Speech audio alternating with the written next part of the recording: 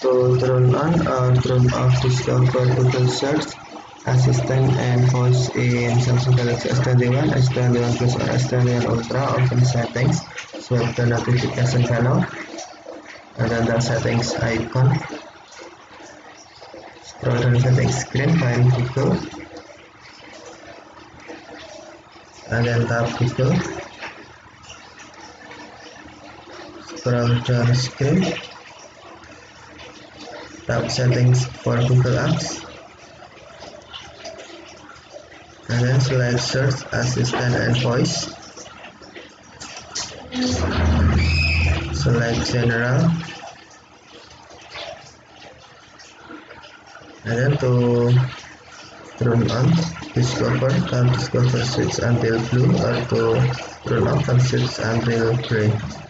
You will see stories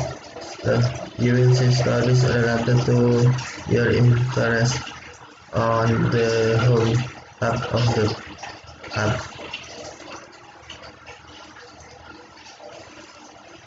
So thank you for watching. Have a nice day.